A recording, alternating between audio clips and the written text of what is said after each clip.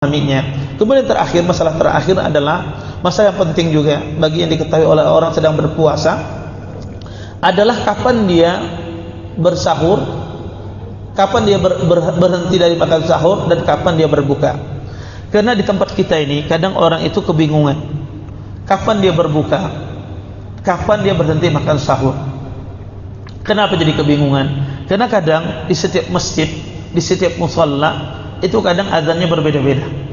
Kadang di Masjid Al-Furqan mungkin azannya lebih cepat di masjid yang lain, atau sebaliknya di masjid yang lain lebih cepat daripada Masjid Al-Furqan. Kadang berbeda-beda. Kadang orang bingung mendengarkan Masjid Al-Furqan kah atau masjid yang lain. Kadang sebagian orang bingung yang mana jadi patokan. Ini sama-sama muadzin tapi beda-beda. Ya, beda-beda. Kadang ini lebih cepat 2 menit, kadang ini lebih telat 2 menit.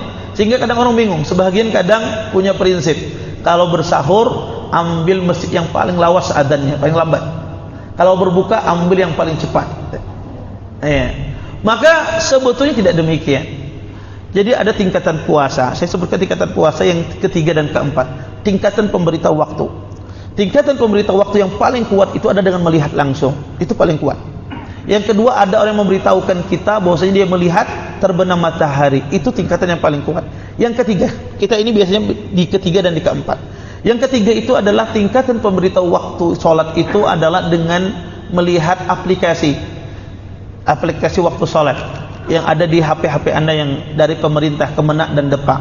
Itu biasanya dijelaskan hari Rabu puasa subuh masuk tanggal jam 5:05 misalnya, maghrib jam 6:45 misalnya.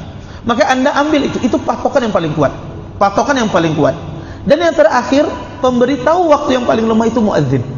Muadzin itu pemberitahu waktu yang paling lemah. Kenapa pemberitahu waktu yang paling lemah? Karena sejatinya muadzin zaman sekarang itu tidak ada yang observasi.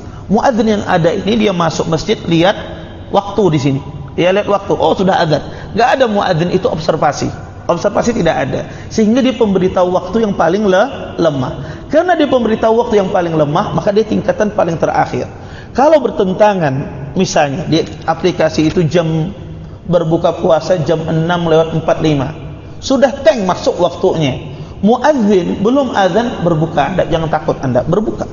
Kenapa? Karena muadzin itu sejatinya dia juga melihat itu, ya. Tapi kadang sebagian muadzin itu terlambat macam-macam. Sebab terlambat dia azan. Kadang dia berbuka terlebih dahulu, makan kurma, ya. Kebetulan kalau ada makan nasi lauknya kambing, makan dulu dia kambingnya. Pian ini gemeter-gemeter anak makan ini kan sing azan-azan. Ya. Kadang dia makan terlebih dahulu. Ya. Sehingga kata para ulama, jangan takut orang itu berbuka kalau sudah masuk waktunya. Kadang sebagian orang nggak berani makan kecuali dengar azan. Padahal tidak. Kalau Anda lihat di jam Anda, yang penting jam Anda benar, waktunya sudah masuk, waktu berbuka. Dan Nabi menyuruh laizal nas bi khair ma'ajjalul fitr. Kata Nabi, senantiasa manusia dalam kebaikan kalau dia menyegerakan berbuka. Seperti itu pula ketika azan.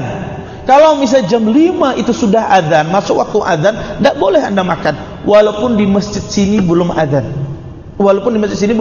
Belum azan Ustaz, tapi Anda tahu itu sudah masuk waktu subuh, haram makan di situ. Kalau kita makan di sana dengan sengaja, batal puasa kita. Kadang orang tuh ketujuh detik-detik akhir, ya pokoknya sebentar lagi azan nih, langsung dia minum detik-detik akhir. Padahal bisa jadi itu sudah masuk waktu azan, ya. Di aplikasi itu sudah masuk waktu azan, tapi di masjid belum. Bisa jadi muadzinnya datang terlambat ke masjid dan semisal. Maka nggak boleh kita minum di situ. Jadi penting seseorang memiliki aplikasi semacam itu yang resmi dari pemerintah, maka itu menjadikan panduan Anda kapan Anda berbuka, kapan Anda berhenti makan sahur. Mungkin ini yang bisa ulun sampaikan. Mudah-mudahan bermanfaat dari apa yang ulun sampaikan.